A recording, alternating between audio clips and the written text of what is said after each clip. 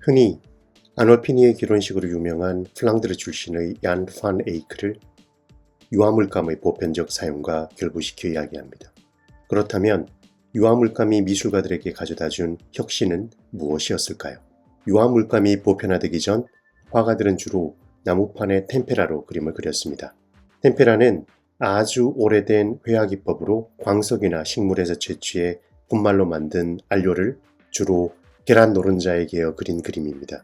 템페라 기법은 건조가 빠르고 건조된 후에는 변질되지 않아 보존성이 뛰어나며 생생한 색채를 표현할 수 있다는 것이 큰 장점입니다. 하지만 템페라는 건조가 빠르다 보니 부드러운 붓의 움직임을 통한 세부 묘사에 어려움이 있고 명암 처리나 미묘한 색채 표현에 단점을 보입니다. 템페라의 가장 큰 단점은 수정이 어렵다는 점입니다. 유화물감은 템페라의 이러한 단점을 보완해 주었고 유화가 보편화되기 시작한 플랑드르 지역의 화가들은 자신들이 원하는 것을 훨씬 더 섬세하고 완성도 높게 그릴 수 있게 되었습니다. 서양 미술사는 지리적으로 알프스 남쪽의 이탈리아와 알프스 이북 지역으로 나누어집니다. 알프스 이북 플랑드르에서 사용된 유화물감은 몇몇 미술가들을 통해 이탈리아로 전파되었습니다. 유럽의 15세기는 지역에 따라 중세와 르네상스가 혼재된 시기였습니다. 이 시기 이탈리아에서는 이미 르네상스가 꽃을 피웠지만 알프스 너머 북쪽 지역에서는 여전히 중세가 지속되고 있었습니다. 중세와 르네상스의 가장 큰 차이는 세계에 접근하는 방식과 세계를 이해하는 관점에 있습니다.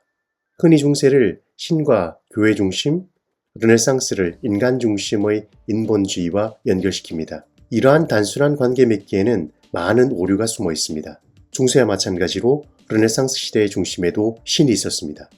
결정적인 차이는 신과 신이 창조한 세계와 자연의 질서를 어떻게 접근하고 해석하는가 하는 것입니다.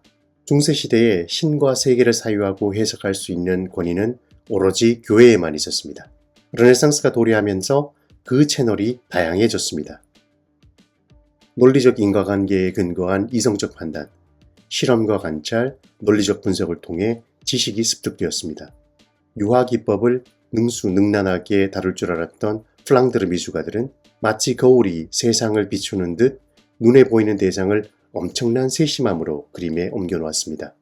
반면 이탈리아의 르네상스 미술가들은 분석적이고 과학적이며 이성적인 탐구를 통해 세계를 파악했습니다. 시각적으로 경험하는 현상들 근저에 존재하는 보다 근원적인 규칙과 법칙을 발견하고자 부단히 애를 썼습니다. 그렇게 해서 만들어진 것이 수학적으로 계산된 원근법입니다. 눈으로 본 세상을 그대로 모방하고 그림 속에 재현하려던 르네상스 미술가들이 마주한 난관은 어색함과 딱딱함이었습니다.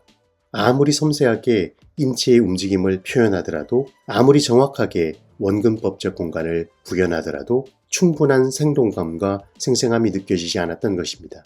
이 문제를 해결하는 데 중요한 역할을 한 것이 바로 유화물감입니다. 경계를 흐리게 표현한 레오나르도 다빈치의 스푸마토 기법이나 라파엘로가 그린 성모 마리아의 우아함이 가능했던 것은 유화물감이 있었기 때문입니다. 아무리 탁월한 발상이 있더라도 그것을 실현할 수 있는 기술이 마련되지 않았다면 무용한 것에 불과합니다. 마찬가지로 아무리 뛰어난 기술이 있더라도 상상력과 문제의식이 없다면 그 기술 역시나 무용한 것에 지나지 않습니다. 기술 없는 미술은 존재할 수 없고 예술적 상상력 없는 기술은 쓰임에서 한계가 있을 수밖에 없습니다.